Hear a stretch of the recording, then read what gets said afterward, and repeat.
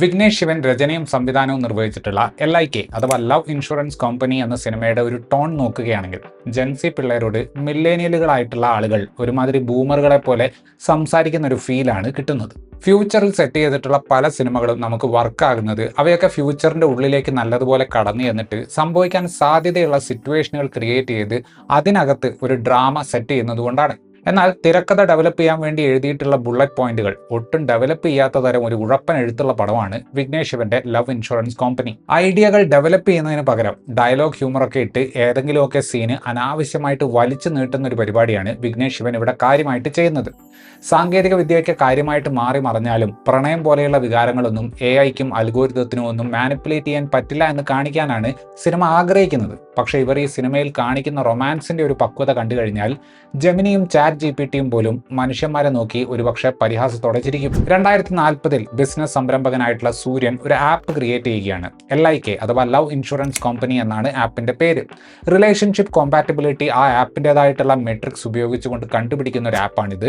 ഇതിന്റെ വോയിസ് ആയിട്ട് നമ്മുടെ നായകനായിട്ടുള്ള വൈബ് വാസെ ആണ് വന്നിട്ടുള്ളത്. വിരോധാഭാസം എന്താണെന്ന് വെച്ചാൽ സോഷ്യൽ മീഡിയ അഡിക്റ്റ് ആയിട്ടുള്ളവർക്ക് ഒരുതരം കറക്ഷൻ സെന്റർ എന്ന രീതിക്ക് ഒരു പ്രസ്ഥാനം നടത്തുന്ന ആളുടെ മകനാണ് നമ്മുടെ ഹീറോ. വാസുവിന് സ്വന്തമായിട്ട് ഫോൺ പോലും ഇല്ല. ഒടുക്കം നമ്മുടെ നായകന്റെ ജീവിതത്തിൽ യഥാർത്ഥ പ്രണയം സംഭവിക്കുമ്പോൾ ഈ ആപ്പ് അതിന് ഇടങ്കോലിടാൻ നോക്കുന്നതും അതിനോട് അയാൾ പ്രതികരിക്കുന്നതുമാണ് ഈ പടത്തിൽ നമ്മൾ കാണുന്നത്. ഞാൻ മില്ലേനിയൽ ജനറേഷനിൽ പെട്ടിട്ടുള്ള ഒരാളാണ്. എൻ്റെ ജനറേഷനിലുള്ള ആളുകൾ ഇന്നത്തെ കുട്ടികൾ അമിതമായിട്ട് ഫോൺ ഉപയോഗിക്കുന്നത് കാണുമ്പോൾ അതിനെക്കുറിച്ച് കൺസേൺഡ് ആകാറുണ്ട്. ആ കൺസേണുകൾ ഒരിക്കലും ഒരുപാട് റിസർച്ച് നടത്തിയ ഫാക്റ്റുകളുടെ ബേസിലല്ല. ഞങ്ങൾ അവരുടെ പ്രായത്തിൽ ചെയ്ത രീതിയിലുള്ള സോഷ്യലൈസേഷൻ അവർ ചെയ്യുന്നില്ല എന്നൊരു കമ്പാരിസൺ വെച്ച് മാത്രം പറയുന്ന കാര്യങ്ങളാണത്. വിഘ്നേഷ് ശിവന്റെ തിരക്കഥയുടെ ഒരു പ്രധാന പ്രശ്നം എന്താണെന്ന് വെച്ചാൽ ഫ്യൂച്ചർ എങ്ങനെയായിരിക്കും എന്നതിനെക്കുറിച്ച് പഠിക്കാൻ അതിന് വലിയ താല്പര്യമൊന്നുമില്ല. ആപ്പുകളൊക്കെ അൺഇൻസ്റ്റാൾ ചെയ്തുകൊണ്ട് റിയൽ വേൾഡുമായിട്ട് കണക്ട് ചെയ്യണമെന്ന് അമ്മാവൻ വൈബിൽ ഉപദേശിക്കുകയാണ് ഈ പടം.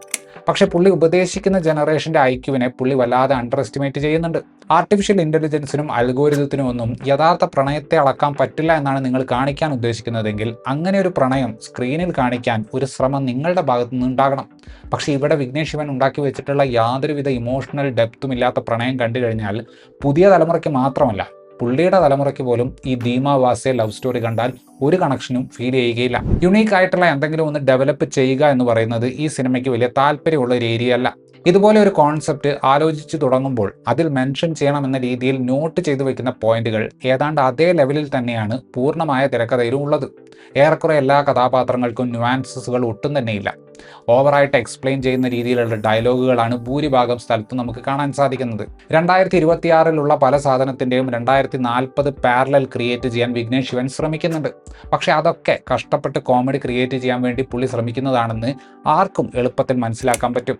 ബെസ്റ്റി എന്ന വാക്കിനെയൊക്കെ ജഡ്ജ്മെന്റലായിട്ട് അപ്രോച്ച് ചെയ്ത് പരിഹസിച്ച് ഒരു വിഭാഗം ആളുകൾ ഹെൽത്തി ആയിട്ടുള്ള മെയിൽ ഫീമെയിൽ ഫ്രണ്ട്ഷിപ്പിനെ ഇല്ലാതാക്കി എന്നൊക്കെ ഒരു ഘട്ടത്തിൽ വിഘ്നേഷ് ശിവൻ നായകനെ കൊണ്ട് ഡയലോഗ് അടിപ്പിക്കുന്നുണ്ട്. പക്ഷേ ഇതേ ആള് തന്നെ പടം ബോറാകുമ്പോൾ ഓപ്പൺ ഫ്രണ്ട്ഷിപ്പ് എന്നൊരു സാധനവും കൊണ്ടുവന്ന് യോഗി ബാബുവിനെ വെച്ച് ഇതേ കളിയാക്കൽ പരിപാടി ചെയ്യുന്നുമുണ്ട്. അതേപോലെ നായകനും വില്ലനും തമ്മിലുള്ള ചില എൻകൗണ്ടറുകളും വളരെ ഫോഴ്സ്ഫുൾ ആയിട്ട് തിയേറ്റർ മൊമെന്റ് എങ്ങനെയെങ്കിലും ക്രിയേറ്റ് ചെയ്യാൻ ശ്രമിക്കുന്ന പരിപാടികളായിട്ടാണ് തോന്നിയിട്ടുള്ളത്.